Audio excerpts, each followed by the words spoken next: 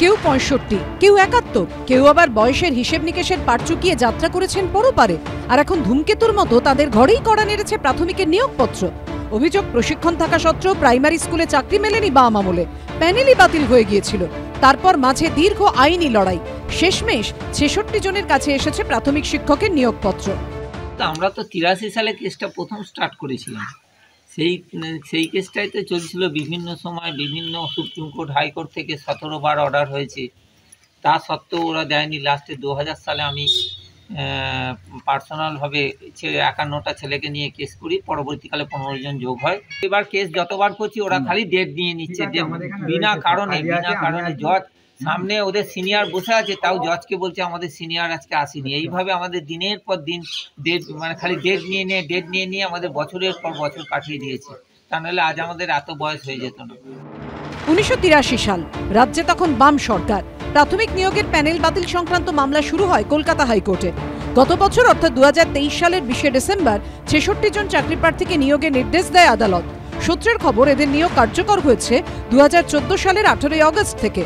কিন্তু এতদিনে অনেকেই এই পৃথিবী ছেড়ে চলে গেছেন। যেমন হুগলিরই উমেশ তালুকদার, স্বপন ঘোষের পরিবার। বেশ কয়েক বছর আগেই মৃত্যু হয়েছে তাদের। জাঙ্গিপাড়ার ভীমপুরের বাসিন্দা ছিলেন স্বপন ঘোষ। 2018 সালে হৃদরোগে আক্রান্ত হয়ে মারা যান। সরকারি চাকরির স্বপ্ন ছিল, কিন্তু জীবদ্দশায় পাননি। মৃত্যুর পর এলো সেই অ্যাপয়েন্টমেন্ট লেটার। বলতো আমার বয়স হয়ে গেছে, এখনো যদি চাকরিটা হয়ে হতো, তুমি কারোর কাছে থাকবে না, তুমি চাকরিটা অধীন হয়ে থাকবে না, চাকরিটা পেনশনটা পেলেও তোমার সারা লাইফটা চলে যাবে। এই কথাই সব সময় তার চাকরি ধ্যান, চাকরি জ্ঞান। এত পয়সা খরচা করেছে, সে আর বলে কাজ নেই। লুকিয়ে নিয়ে চলে যেত টাকা, যেটুকুন চাষের আয় হতো ওইখানেই ঢেলে দিত যে আমি চাকরি করব।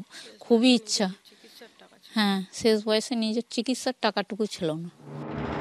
একই পরিস্থিতি খান্নানের বাসিন্দা উমেশ তালুকদারের স্ত্রী জ্যোতি তালুকদারের। 3 বছর আগে মারা গেছেন স্বামী, যার চাকরির নিয়োগপত্র এসেছে গত মঙ্গলবার। আপনারা তো চাকরির জন্য হঠাৎ করে অ্যাপয়েন্টমেন্ট লেটার বাড়িতে এসেছিল? হ্যাঁ। কবে এসেছিল? মঙ্গলবার। তিনি জীবিত আছেন? না, তিনি জীবিত, মারা গেছেন। কত বছর হয়েছে মারা গেছেন? 3 বছর হলো। ওনার বদলে কারো, আমার বড় মেয়ে আছে, মেয়ের যদি হয় সেটা যদি সরকার গ্রান্ট করে, তাহলে একটা বড় মেয়ে যদি হয় হবে।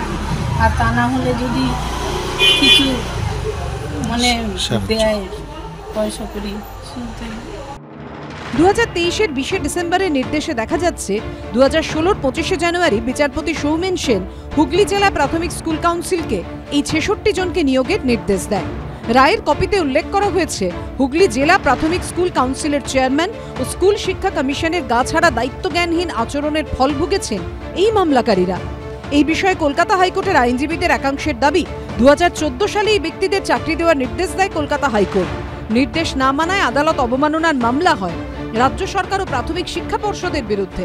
অন্যদিকে প্রাথমিক শিক্ষা পর্ষদ মামলাকারীদের বয়স ও শিক্ষাগত যোগ্যতার নথি জমা দিতে বললে তাঁরাও তা জমা দেননি। শুক্রবার হুগলি জেলা প্রাথমিক বিদ্যালয় সংসদের দপ্তরে গেলে দেখা মেলেনি চেয়ারম্যানের, ফোনও তোলেননি তিনি।